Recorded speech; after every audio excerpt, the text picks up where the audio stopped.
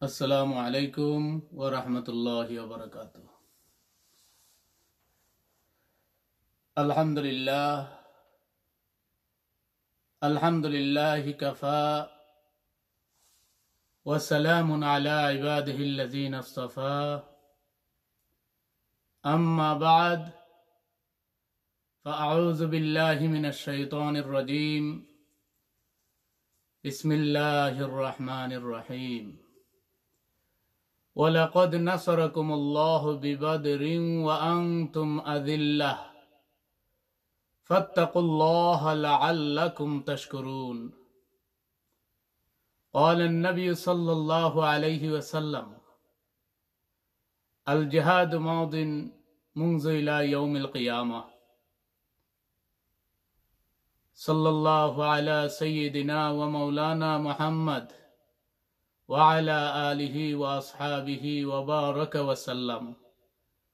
صلى الله على سيدنا ومولانا محمد وعلى آله وأصحابه وسلم.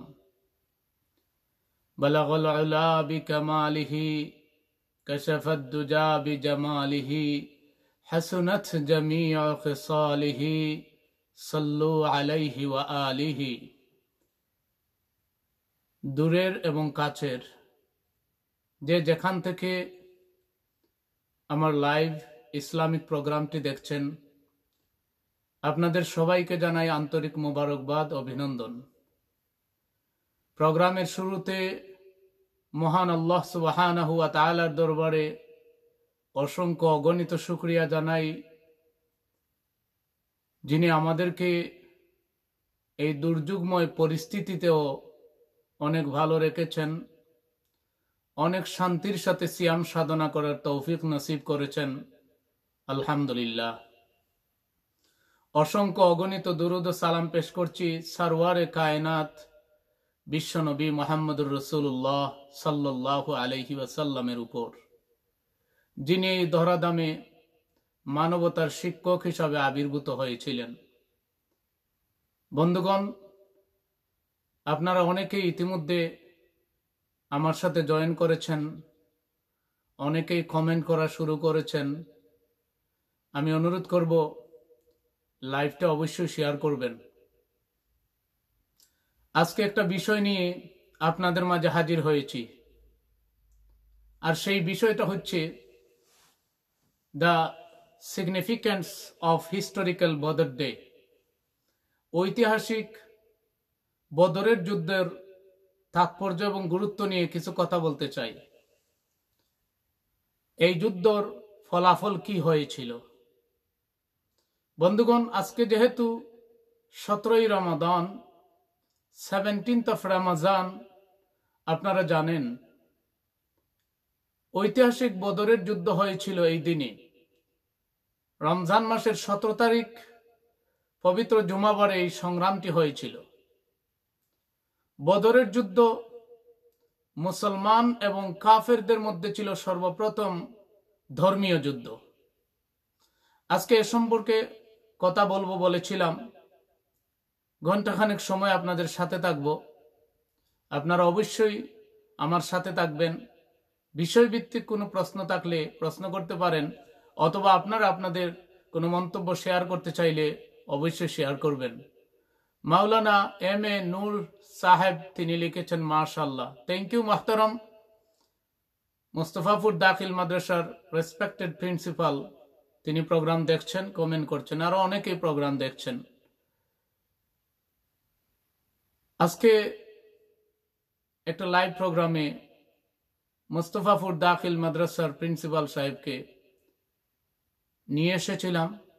পবিত্র রমজানুল মুবারকের বিভিন্ন তাৎপর্য তিনি তুলে ধরেছেন, বিভিন্ন মাসলা মাসাইলের সমাধান তিনি দিয়েছেন, অনেক গুরুত্বপূর্ণ বক্তব্য তিনি পেশ করেছেন। আল্লাহ সুবহানাহু ওয়া তাআলা ওনার হায়াতের মধ্যে বরকত নসিব করুন। আমার এক ভাই জনাব মনিরুজ্জামান খান, তিনি আমাকে ফ্লাওয়ার উপহার দিয়েছেন। থ্যাংক ইউ মোহতারম, আপনাকে অসংখ্য মোবারকবাদ, ধন্যবাদ। আমি চলে যাচ্ছি বিষয়ভিত্তিক আলোচনায়। তো বদরের যুদ্ধ, এই যুদ্ধকে বদরের যুদ্ধ কেন বলা হয়? তার জবাব একটাই, সেটা হচ্ছে মদিনা থেকে প্রায় ৮০ মাইল উত্তর দক্ষিণে একটা জায়গা, যেই জায়গার নাম হচ্ছে বদর প্রান্তর, এবং বদরের যুদ্ধ এই জায়গাতেই সংগঠিত হয়েছিল বিধায় ওই জায়গার নাম অনুসারে বদরের যুদ্ধ নাম দেওয়া হয়েছে। এই যুদ্ধের গুরুত্ব এবং তাৎপর্য অনেক বেশি। এই যুদ্ধ থেকে আমরা অনেক শিক্ষা গ্রহণ করতে পারি। রাসেল আহমেদ লিখেছেন, মাশাআল্লাহ, থ্যাংক ইউ। বদরের যুদ্ধে সরাসরি আল্লাহ সুবহানাহু ওয়া তাআলা ফেরেশতা পাঠিয়ে মুসলমানদেরকে সাহায্য করেছিলেন। পবিত্র কোরআনুল কারীমে আল্লাহ সুবহানাহু ওয়া তাআলা সে কথা আমাদেরকে পরিষ্কার করেছেন। বদরের যুদ্ধে মুসলমানদের সৈন্য সংখ্যা ছিল মাত্র ৩১৩ জন এবং কাফেরদের সৈন্য সংখ্যা ছিল ১,০০০, কিন্তু বিজয় লাভ করেছেন মুসলমানগণ।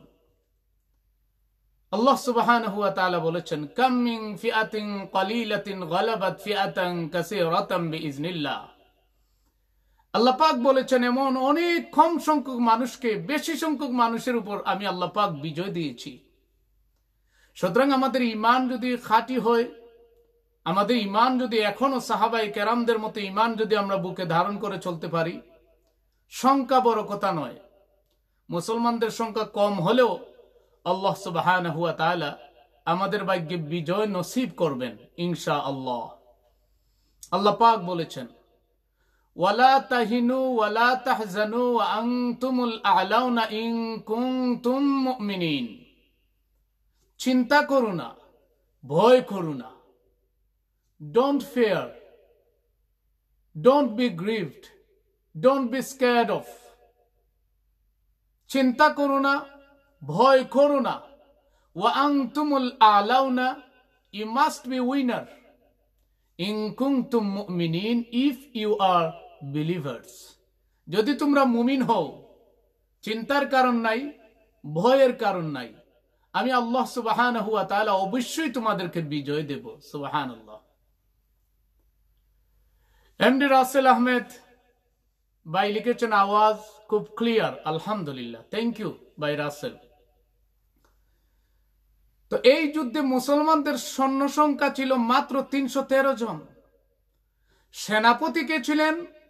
সেনাপতি ছিলেন সরওয়ারে কায়নাত রাহমাতুল লিল আলামিন মুহাম্মদুর রাসূলুল্লাহ সাল্লাল্লাহু আলাইহি ওয়াসাল্লাম। এই যুদ্ধে কাফেরদের সৈন্য সংখ্যা ছিল ১,০০০-এরও বেশি। আর সেনাপতি কে ছিলেন? এ যুদ্ধে সেনাপতি ছিলেন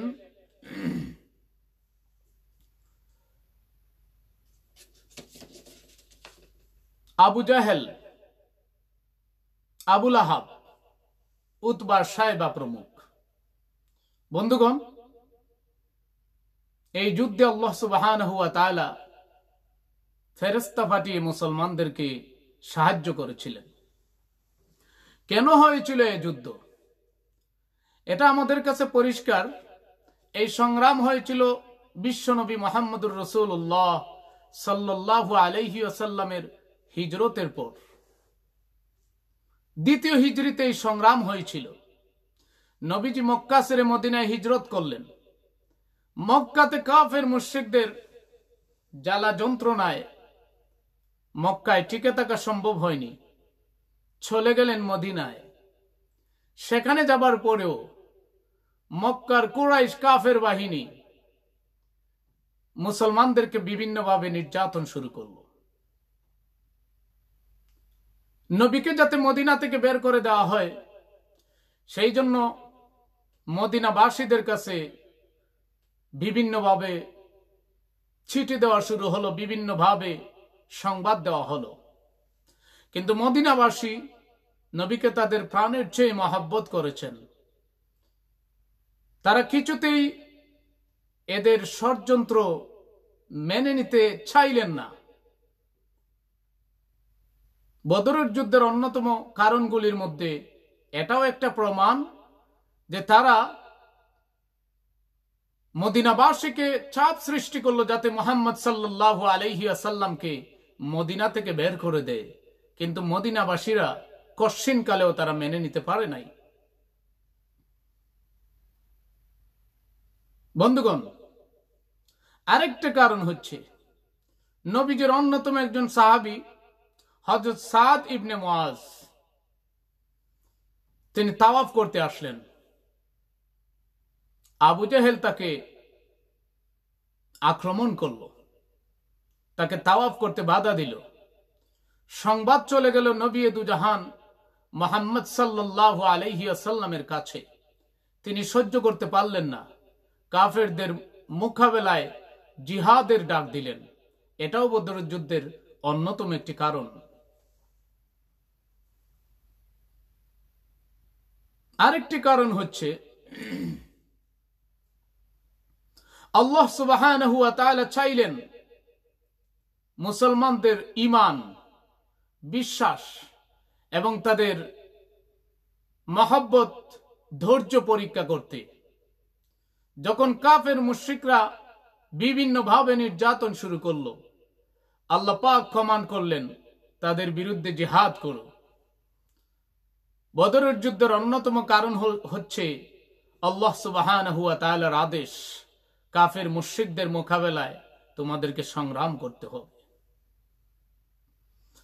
আল্লাহর নবী মুহাম্মদুর রাসূলুল্লাহ সাল্লাল্লাহু আলাইহি ওয়াসাল্লাম তিনি সাহাবায়ে কেরামদের নিয়ে পরামর্শ সভা ডাকলেন। জিহাদের প্রতি উৎসাহ উদ্দীপনা সৃষ্টি করলেন। কাফের মুশরিকরা আমাদের আত্মীয় স্বজনদেরকে নির্যাতন করছে, অপমান করছে, উটগুলি ছিনিয়ে নিয়ে যাচ্ছে, ঘরবাড়ি ধ্বংস করছে। এক্ষেত্রে বসে থাকার সুযোগ নেই, অবশ্যই আমাদেরকে তাদের বিরুদ্ধে জিহাদে যেতে হবে, জিহাদের ময়দানে যেতে হবে। এটা তো জিহাদের ময়দান নয়, মনে করো এটা জান্নাতের ময়দান। আমরা জান্নাতের দিকে এগোচ্ছি, জান্নাতের দিকে যাচ্ছি। সাহাবায়ে কেরামদের কাছ থেকে পরামর্শ চাইলেন। সাহাবায়ে কেরাম একজন ডেকে বলছেন, ইয়া রাসূলুল্লাহ, আপনি যদি বলেন আগুনে ঝাঁপ দিতে, আমরা আগুনে ঝাঁপ দিতেও রাজি আছি। আপনি যদি বলেন আমরা সাগর পাড়ি দিতে, আমরা সাগর পাড়ি দিতেও রাজি আছি। সুবহানাল্লাহ। আল্লাহ নবীজি বলেছেন আমরা তো জান্নাতের দিকে এগুচ্ছি, যে জান্নাত আসমান জমিনের চেয়ে বড়। একজন সাহাবী মিকদাদ রাদিয়াল্লাহু তাআলা আনহু, উনি খেজুর খাচ্ছিলেন। একটা খেজুর মুখে দিচ্ছেন, আর একটা দিবেন, ঠিক তখন ওই খেজুর ফেলে দিলেন আর বললেন, ইয়া রাসূলুল্লাহ, বাহ বাহ বাহ বাহ, আমরা এমন জান্নাতের দিকে এগুচ্ছি যে জান্নাত আসমান জমিনের চেয়ে বড়। কাজে আর দেরি করা যায় না, খেজুর খাবার মতো টাইম আমার কাছে নেই। আমি ওই জান্নাতে যেতে চাই যে জান্নাত আসমান জমিনের চেয়ে বড়। সাহাবাদের ঈমান ছিল এমন তেজোদ্দীপ্ত ঈমান, বদরের যুদ্ধে তারা প্রমাণ করেছেন আমরা সংখ্যায় কম হলেও আমরা জীবন দিতে প্রস্তুত, কিন্তু ঈমান দেব না। আমাদের অন্তরে ধারণ করেছি নবী দুজাহান মুহাম্মদুর রাসূলুল্লাহ সাল্লাল্লাহু আলাইহি ওয়াসাল্লামকে আমাদের অন্তরে ধারণ করেছি। মক্কায় নবীকে থাকতে দেওয়া হয়নি, মদিনায় আসার পরেও নবীকে আক্রমণ করা হবে, অপমান করা হবে, আমরা এটা কিছুতেই সইতে পারি না। সাদ ইবনে মুআজ রাদিয়াল্লাহু তাআলা আনহু ডেকে বলেন, ইয়া রাসূলুল্লাহ, যুদ্ধের প্রস্তুতি গ্রহণ করুন, যেভাবে কমান্ড করবেন সেভাবে আমরা পালন করতে প্রস্তুত রয়েছি। উমাইর ইবনুল হুমাম তিনিও জিহাদে যাবার জন্য চরমভাবে প্রিপারেশন গ্রহণ করলেন। সাহাবায়ে কেরাম এই যুদ্ধে নিজেদের জান, নিজেদের মাল স্যাক্রিফাইস করলেন। It was first Islamic war, between Muslim and Kafirs, between believers and unbelievers. ভাইয়েরা আমার, বন্ধুরা আমার, যুদ্ধ শুরুর এক পর্যায়ে দুইটা 12-13 বছরের ছেলে, একজনের নাম হযরত মুআজ রাদিয়াল্লাহু তাআলা আনহু, আরেকজনের নাম মুআউইজ রাদিয়াল্লাহু তাআলা আনহু, দুজন 12-13 বছরের দুই ভাই, সহোদর ভাই। তারা জিহাদে যাবার জন্য আগ্রহ প্রকাশ করলেন, কিন্তু তাদের মুরব্বিয়ান পারমিশন দেয়নি, অ্যালাউ করেনি। কিন্তু এই ছেলেদের এত আগ্রহ ছিল, তীব্র আকাঙ্ক্ষা ছিল যে জিহাদের ময়দানে যেতে চাই। আমাদের নবীকে মক্কায় থাকতে দেওয়া হয়নি, মদিনায় আসার পরেও নবীর বিরুদ্ধে ষড়যন্ত্র করবে কাফের মুশরিক, এটা হতে পারে না। কিন্তু তাদের মুরব্বিয়ান তাদেরকে অ্যালাউ করেনি, পারমিশন দেয়নি। দুই ভাই দৌড় দিয়ে গেল রাহমাতুল লিল আলামিন, নবী দু জাহান, বিশ্ব নবী মুহাম্মদুর রাসূলুল্লাহ সাল্লাল্লাহু আলাইহি ওয়াসাল্লামের কাছে। এসে আবদার জানালো, ইয়া রাসূলুল্লাহ, ইয়া হাবিবাল্লাহ, আমরাও আপনার সাথে জিহাদে যেতে চাই, বদরের যুদ্ধে অংশগ্রহণ করতে চাই, কাফের মুশরিকদের মোকাবেলায় সংগ্রাম করতে চাই। নবীজি বলছেন, তোমরা বয়সে ছোট, আমার সংবিধানে ছোট ছেলেদের জিহাদের অনুমতি নেই। ছেলে দুইটা কান্না শুরু করলো। নবীজি দয়ার সাগর, তাদের কান্না সহ্য করতে পারলেন না, ডাক দিয়ে বললেন, ঠিক আছে, তোমাদের মধ্যে বয়সে যে বড় তাকে পারমিশন দিয়ে দিলাম। সুবহানাল্লাহ। বড় ভাই অনুমতি পেয়ে গেল। এবার ছোট ভাইয়ের কান্না দ্বিগুণ 3 গুণ বেড়ে গেল, যে বড় ভাই যুদ্ধের পারমিশন পেয়েছে, আমি পাইনি। কানে কানে গিয়ে বলছে, ভাই, আমিও জিহাদের ময়দানে যেতে চাই, একটা কৌশল অবলম্বন করতে হবে। সেই কৌশল কি? আমি বলবো তুমি আমার সাথেও কুস্তিতে পারো না, তুমি শুধু হা বলে সম্মতি জানাবে। বড় ভাই সম্মতি দিল। ছোট ভাই দৌড় দিয়ে নবীজির কাছে গেল, গিয়ে বলল, ইয়া রাসূলুল্লাহ, আপনি তো বড় ভাইকে পারমিশন দিয়েছেন, কারণ সে বয়সে বড়। বয়সে বড় হলে কি হবে? সে কুস্তিতেও আমার সাথে পারে না, সে শক্তিতে আমার চেয়ে দুর্বল। আল্লাহর নবীজি ডাক দিয়ে বলছেন, আমি প্রমাণ দেখতে চাই, তোমরা দুই ভাই কুস্তি লড়ো, আমি দেখি কার শক্তি বেশি। ছোট ভাই বড় ভাইয়ের কানে কানে বলছে, ভাই, নবীজি তোমাকে অলরেডি পারমিশন দিয়েছেন জিহাদের, নবীজির কথার বরখেলাফ হয় না, নবীজি অবশ্যই তোমাকে জিহাদে যেতে দিবেন। এখন আমার পারমিশনের ফালা, নবী আমাকে পারমিশন দেন কিনা আমি সেই চিন্তা করছি। এখন যেহেতু কুস্তি লড়তে বলছেন, আমি তোমাকে শক্ত করে ধরবো, তুমি ইচ্ছা করে আমার নিচে পড়ে যাবে। সুবহানাল্লাহ। দুই ভাইয়ের প্রবল আগ্রহ। নবীজি যখন তাদের কানাকানি শুনলেন, বুঝতে পারলেন যে দুজনের জিহাদে যাবার প্রবল আগ্রহ রয়েছে, ইচ্ছা রয়েছে। আজকে আমাদের সন্তানদেরকে এভাবে গড়ে তোলা উচিত, যারা ইসলামের পক্ষে কথা বলবে। যুবকেরা, তরুণেরা, ইসলামের পক্ষে কথা বলো। তোমার প্রত্যেকটা শব্দ, প্রত্যেকটা কথা রেকর্ড হয়ে যাচ্ছে। ইসলামের পক্ষে কথা বলো, এটা হয়ে যেতে পারে কিয়ামতের ময়দানে নাজাতের উসিলা। মাশাআল্লাহ, অনেকেই দেখছেন, অনেকেই কমেন্ট করছেন। হাবিবুর রহমান কায়ুম ভাই লিখেছেন, মাশাআল্লাহ, থ্যাংক ইউ ভাই, দেখতে থাকুন, মে আল্লাহ ব্লেস ইউ। আরো অনেকেই কমেন্ট করছেন, আলহামদুলিল্লাহ। তো এই দুই ভাই অনুমতি পেয়ে গেল জিহাদের।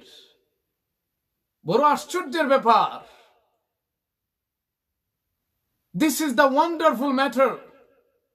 যে আবু জাহেল নিজকে বড় লিডার বলেছে, যে আবু জাহেল নিজকে সমাজের নেতা হিসাবে প্রদর্শন করেছে, সেই আবু জাহেলকে এই দুই ভাই দুনিয়া থেকে বিদায় করে দিয়েছে এই বদরের যুদ্ধে।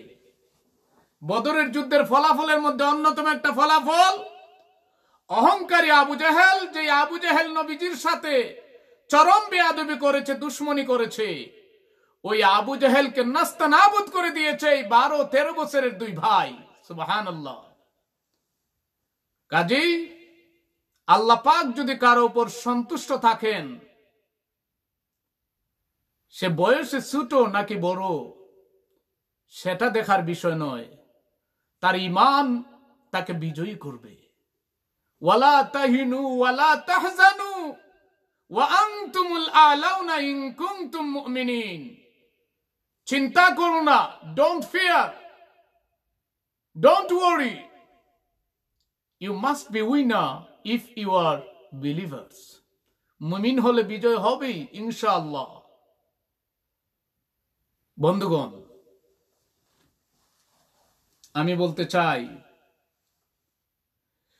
এই বদরের যুদ্ধে মুসলমানরা যেমন সংখ্যায় কম ছিল, ঠিক তদ্রূপ তাদের উটের সংখ্যা কম ছিল, ঘোড়ার সংখ্যা কম ছিল। মুসলমানদের উট ছিল মাত্র 70টি, ঘোড়া ছিল মাত্র 2টি, আর কাফেরদের উট ছিল 100।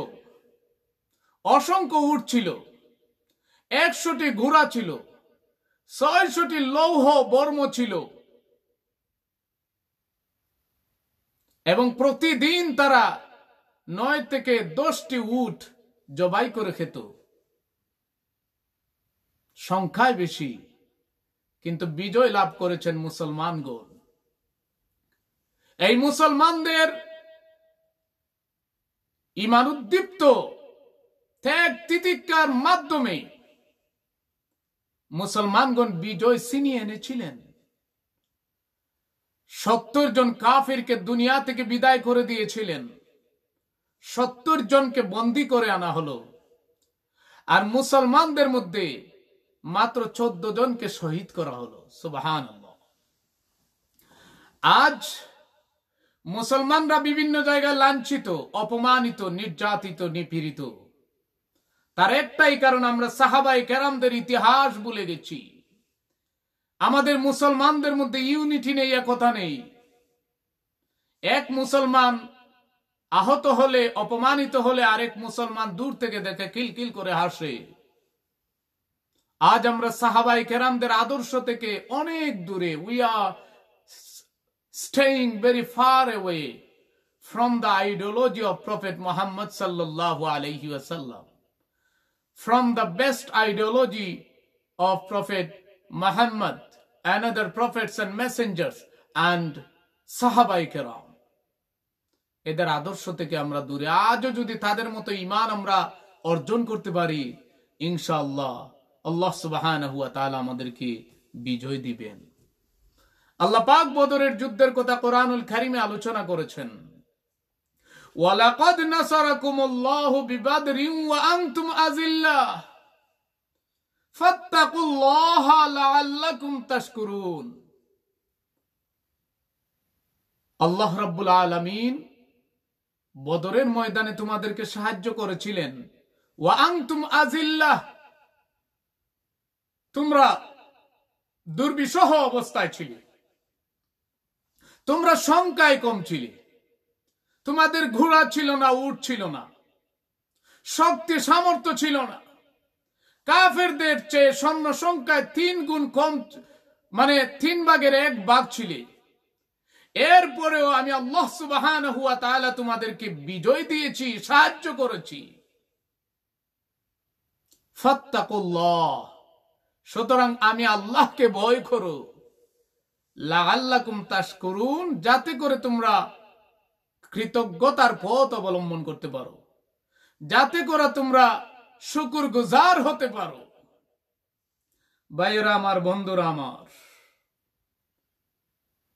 এই বদরের যুদ্ধে আল্লাহ পাক এমন ভাবে সাহায্য করেছেন, অদৃশ্য শক্তি যেন মুসলমানদেরকে সাহায্য করেছে। সাহাবায়ে কেরাম যুদ্ধ শেষে তারা বদরের যুদ্ধের বর্ণনা বিভিন্ন জন বিভিন্ন ভাবে দিয়েছেন।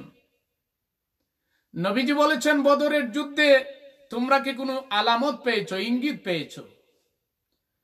একজন বলেছে, আমি যখন ওই কাফের মুশরিকদের গায়ে আঘাত করতে চাই, আমার তরবারির আঘাত পড়ার আগেই তার মাথা কেটে গেছে, হাত কেটে গেছে, পা কেটে গেছে। নবীজি বলছেন, এটা তো তুমি আঘাত করোনি, তুমি আঘাত করার আগে আল্লাহ পাকের রহমতের ফেরেশতারা তাকে আঘাত করে দুনিয়া থেকে উঠিয়ে দিয়েছে। আরেকজন বলেছেন, ইয়া রাসূলুল্লাহ, আমি একটা আলামত দেখেছি বদরের যুদ্ধে। কি আলামত? আলামত হচ্ছে, আমি শুনেছি, কে জানি বলেছে, আকদিম হাইজাম, আকদিম হাইজাম। আমার নবীজি ডেকে বলছেন, সাহাবী জেনে রাখো, এই আওয়াজ ছিল আল্লাহ পাকের ফেরেশতা জিব্রাইল আমিনের আওয়াজ। তিনি যুদ্ধের ময়দানে শরীক হবার জন্য একটা ঘোড়া ছুটিয়ে আসতেছিলেন, ঘোড়ার নাম ছিল হাইজাম, আর ঘোড়ার পিছনে আঘাত করছিলেন আর বলেছিলেন, আকদিম হাইজাম, ও হাইজাম তাড়াতাড়ি চলো, জিহাদের ময়দানে অংশগ্রহণ করতে চাই। আল্লাহ রাব্বুল আলামিন কোরআনুল কারীমে বলেছেন, এক জায়গায় বলেছেন 3000, আরেক জায়গায় 5000, আরেক জায়গায় অগণিত ফেরেশতা পাঠিয়ে মুসলমানদেরকে সাহায্য করেছেন। আমার ভাইয়েরা, আমার বন্ধুগণ, আমি বলতে চাই, এই বদরের যুদ্ধ মুসলমানদের জন্য বিজয়ের চূড়ান্ত সিঁড়ি। মুসলমান এবং কাফেরদের মধ্যে সর্বপ্রথম সংগ্রাম, ইসলামের মধ্যে টিকে থাকার সংগ্রাম। যদি মুসলমানরা এই যুদ্ধে বিজয় অর্জন না করতেন, তাহলে ইসলাম দুনিয়া থেকে ধূলিসাৎ হয়ে যেত। সেই থেকে শুরু হয়েছে জিহাদ, এখনো আছে, কিয়ামত পর্যন্ত থাকবে। আমি একটা হাদিস পড়েছিলাম, আল জিহাদ মাউদিন মুনযু ইলা ইয়াউমিল কিয়ামা। জিহাদ ছিল, আছে, কিয়ামত পর্যন্ত থাকবে ইনশাআল্লাহ। বাতিলের মোকাবেলায় সংগ্রাম, এটা নতুন কিছু নয়। This is not new thing. এই বদরের যুদ্ধ যেই দিন হয়েছে, এই দিনের নাম দেওয়া হয়েছে ইয়াউমুল ফুরকান, সত্য মিথ্যার পার্থক্যকারী। সত্য মিথ্যার পার্থক্য হয়েছে এই দিনই। হকের বিজয় হবেই, এ ব্যাপারে কোনো সন্দেহ নাই। যা আল হাক্কু ওয়া যাহাকাল বাতিল ইন্নাল বাতিলা কানা যাহুকা। সত্য সমাগত, মিথ্যা বিতাড়িত, আর মিথ্যার ধ্বংস অনিবার্য। বন্ধুরা আমার, ভাইয়েরা আমার, সাহাবায়ে কেরাম এই যুদ্ধে তাদের ঈমান উদ্দীপ্ত কার্যকলাপ তারা দেখিয়েছেন, প্রমাণ করেছেন। উই লাভ আওয়ার প্রফেট মুহাম্মদুর রাসূলুল্লাহ সাল্লাল্লাহু আলাইহি ওয়াসাল্লাম more than anything, even more than our hearts. আমরা নবীকে মহব্বত করি সবকিছুর চেয়ে বেশি, এমনকি আমাদের প্রাণের চেয়েও বেশি। আর সেটাই হচ্ছে প্রকৃত ঈমানের দাবি। হযরত আনাস রাদিয়াল্লাহু তাআলা আনহু বলেছেন, নবীজি ঘোষণা দিয়েছেন, লা ইউমিনু আহাদুকুম হাত্তা আকুনা আহাব্বা ইলাইহি মিন ওয়ালিদিহি ওয়া ওয়ালাদিহি ওয়ান নাসি আজমাইন। None of you can be true believers until he loves me more than his parents, his children, more than any other mankind. তোমাদের মধ্যে ওই ব্যক্তি ততক্ষণ পর্যন্ত খাঁটি ঈমানদার হতে পারবে না, যতক্ষণ পর্যন্ত সে আমাকে তার পিতামাতার চেয়ে, সন্তানদের চেয়ে, দুনিয়ার অন্যান্য মানুষদের চেয়ে মহব্বত না করবে, ততক্ষণ পর্যন্ত সে খাঁটি ঈমানদার হতে পারবে না। খাঁটি ঈমানদারের পরিচয় দিয়েছেন সাহাবায়ে কেরাম। সাহাবায়ে কেরামদের ব্যাপারে আমার নবীজি ঘোষণা দিয়েছেন, আসহাবি কান্নুজুম, আসহাবি কান্নুজুম ফাবিআইহিম ইক্তাদাইতুম ইহতাদাইতুম। My companions are like the stars in the sky. If you follow one of them, you will never be misguided. আমার সাহাবায়ে কেরাম আকাশের তারকার মতো। তাদের কোনো একজনকে যদি তোমরা ফলো করো, তাহলে তোমরা সৎপথ পেয়ে যাবে। সঠিক রাস্তা পেয়ে যাবে, জান্নাতের রাস্তা পেয়ে যাবে। কেমন ঈমান ছিল হযরত আবু বকর রাদিয়াল্লাহু তাআলা আনহুর।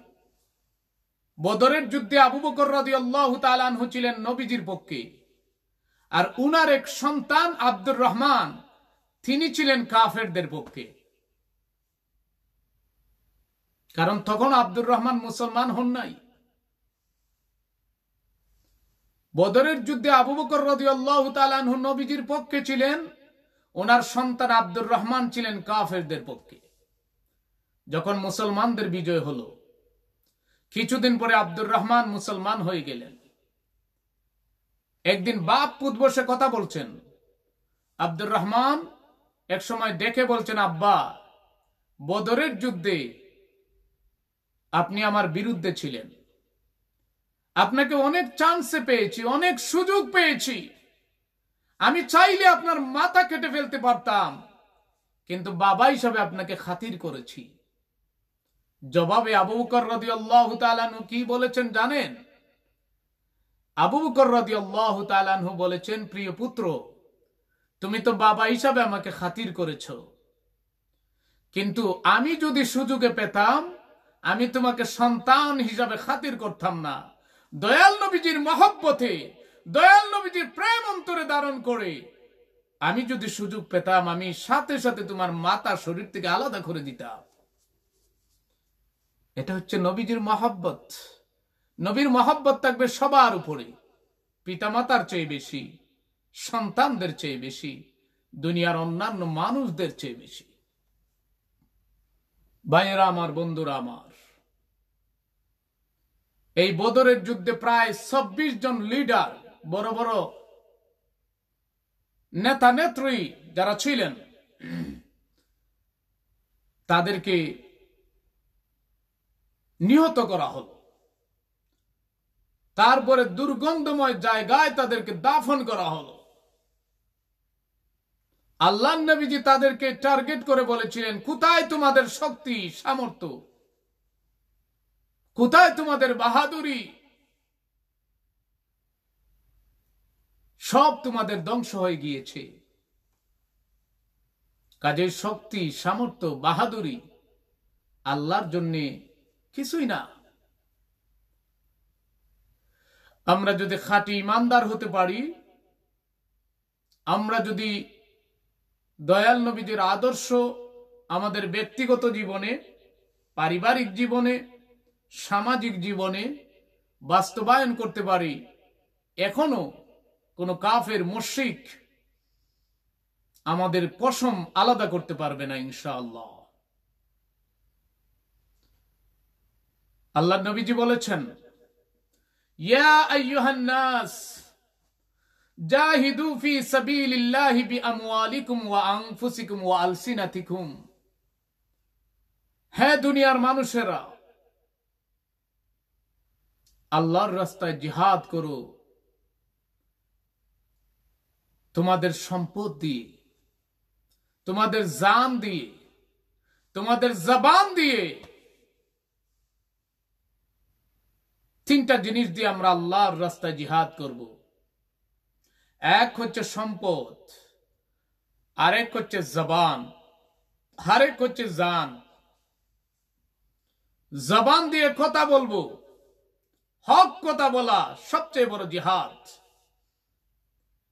কোন রাজা বাদশাহ, জালিম রাজা বাদশার সামনে কোরআনের কথা বলা, ইসলামের কথা বলা, হক কথা বলা, এটা হচ্ছে সবচেয়ে বড় জিহাদ। সুবহানাল্লাহ। বন্ধুগণ, আবার জিহাদের তিনটা স্তর রয়েছে, কাউকে খারাপ কাজে বাধা দেওয়ার তিনটা স্টেপ রয়েছে। আল্লাহ নবীজি বলেছেন, মান রাআ মিনকুম মুনকারান ফালইয়ুগাইয়িরহু বিয়াদিহি ফাইন লাম ইয়াস্তাতি ফাবিলিসানিহি ওয়া ইন লাম ইয়াস্তাতি ফাবিকলবিহি যালিকা আযআফুল ঈমান। তিনটা স্তর জিহাদের। কাউকে মন্দ কাজ থেকে বাধা দেওয়ার তিনটা স্টেপ রয়েছে। এক হচ্ছে যদি ক্ষমতা থাকে হাত দিয়ে বাধা দেবে। যদি ক্ষমতা থাকে সর্বপ্রথম স্টেপ হলো হাত দিয়ে তাকে বাধা দিতে হবে। যদি এই ক্ষমতা না থাকে ফাবিলিসানি, জবান দিয়ে বাধা দিবে, কথার মাধ্যমে। যদি এই ক্ষমতাও না থাকে ফাবিকলবিহি, অন্তর দিয়ে ঘৃণা জানাতে হবে। যালিকা আদআফুল ঈমান, এবং এটা হচ্ছে ঈমানের উইকেস্ট স্টেপ, সবচেয়ে দুর্বল স্তর।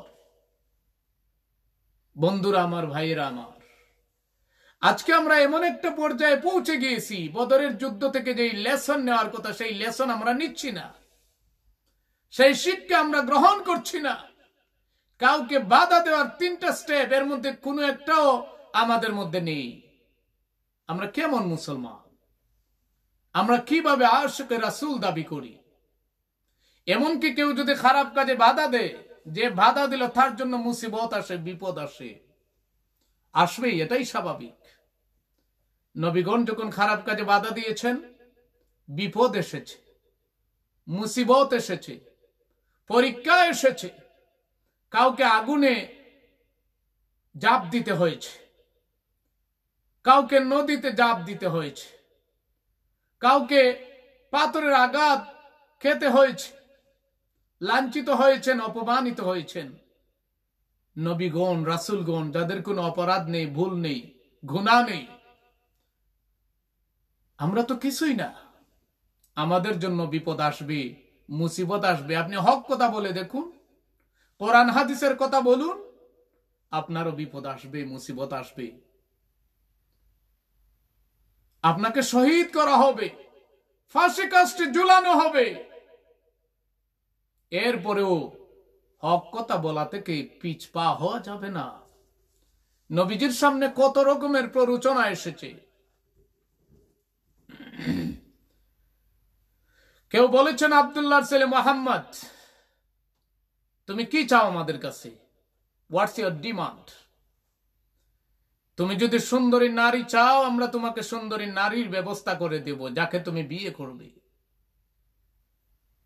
তুমি যদি আমাদের বাদশাহ হতে চাও, আমরা বাদশাহ বানাবো।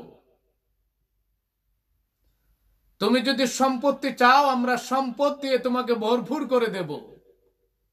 বলো তুমি কি চাও, তোমার দাবি পুরা করা হবে। তবে তোমাকে একটা কথা বলতে চাই, তুমি যে নতুন ধর্মের দাওয়াত দিচ্ছ, এই ধর্মের মিশন তোমাকে বন্ধ করতে হবে। আল্লাহর নবীজি জবাব কি দিয়েছিলেন? তিনি বলেছেন, if you give the sun in the sky in my right hand, if you give the moon in my left hand, যদি তোমরা আকাশের সূর্যকে আমার ডান হাতে এনে দাও আর চন্দ্রকে আমার বাম হাতে এনে দাও, এরপরেও আল্লাহ পাকের দেওয়া ইসলাম থেকে চুল পরিমাণ পিছপা হব না। দয়াল নবীজি কত সাহসী ছিলেন, কত পাওয়ারফুল নবী ছিলেন, কেমন ইমানদার নবী ছিলেন। তিনি কাফের মুশরিকদের লাল চক্ষুকে পরোয়া করেননি। আমার ভাইয়েরা, আমার বন্ধুগণ, বদরের যুদ্ধ আমাদেরকে শিখায়, সংখ্যায় কম হলেও যদি আল্লাহর দ্বীনের উপরে অবিচল থাকতে পারি, অটল থাকতে পারি, আল্লাহ পাক আমাদেরকে বিজয় দিবেন। আল্লাহ রাব্বুল আলামিন ফেরেশতা পাঠিয়ে এখনো আমাদেরকে সাহায্য করবেন। আসুন আমরা সবাই একই প্ল্যাটফর্মে চলে আসি। আসুন আমরা নবীকে প্রাণের চেয়ে মহব্বত করি। আসুন সাহাবায়ে কেরাম যে ঈমান, যে বিশ্বাস নিয়ে নবীকে মহব্বত করেছেন, সেই ঈমান আমাদের অন্তরে ধারণ করি। তাহলে হাতের লাঠিকে আল্লাহ সুবহানাহু ওয়া তাআলা এখনো তরবারি বানিয়ে দিতে পারেন। এরকম একটা ঘটনা বদরের যুদ্ধের সময় ঘটেছিল। একজন সাহাবী গেলেন নবীজির কাছে, যার নাম হচ্ছে আবু দুজানা। তিনি বলেছিলেন, ইয়া রাসূলুল্লাহ, আমি জিহাদের ময়দানে যেতে চাই, কিন্তু আমার কাছে কোনো অস্ত্র নেই। কি দিয়ে জিহাদ করব, কি দিয়ে সংগ্রাম করব? আল্লাহর নবীজি কাছে পেলেন একটা খেজুরের ডাল, খেজুরের ডাল তার হাতে তুলে দিলেন। এই ডাল নিয়ে বিসমিল্লাহির রহমানির রহিম বলে যুদ্ধের ময়দানে ঝাঁপিয়ে পড়লেন। তরবারিতে যে কাজ হয় তার চেয়ে বেশি কাজ হয়েছে এই খেজুরের ডালে। তিনি অসংখ্য কাফেরদেরকে নিহত করে দুনিয়া থেকে বিদায় করে দিলেন। এটা হচ্ছে ঈমানের পরিচয়। আল্লাহর নবীজি কি দিয়েছেন, তরবারি দিলেন নাকি ছুরি দিলেন সেটা দেখেন নাই। নবীজির হাত থেকে একটা জিনিস গ্রহণ করেছেন, তার ঈমান ছিল this is enough for me. আমার ভাইয়েরা, আমার বন্ধুগণ, কাজে আসুন আমরা বদরের যুদ্ধ থেকে লেসন গ্রহণ করি, শিক্ষা গ্রহণ করি এবং ঈমানের উপরে অটল থাকি, অবিচল থাকি। ইসলামী ভাব দ্বারা আমাদের ব্যক্তিগত জীবনে, পারিবারিক জীবনে, সামাজিক জীবনে, রাষ্ট্রীয় জীবনে বাস্তবায়ন করার চেষ্টা করি। ইনশাআল্লাহ আল্লাহ সুবহানাহু ওয়া তাআলা অবশ্যই আমাদেরকে মহব্বত করবেন, ভালোবাসবেন। আপনারা এতক্ষণ যারা আমার প্রোগ্রাম ধৈর্যের সাথে দেখেছেন, সবাইকে জানাচ্ছি আন্তরিক মোবারকবাদ, অভিনন্দন।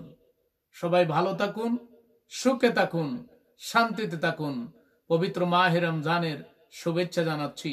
আবারও দেখা হবে কোনো এক প্রোগ্রামে, যদি আল্লাহ সুবহানাহু ওয়া তাআলা তৌফিক নসিব করেন। আমিন ইয়া রাব্বাল আলামিন। আসসালামু আলাইকুম। রহমতে আলম তুমি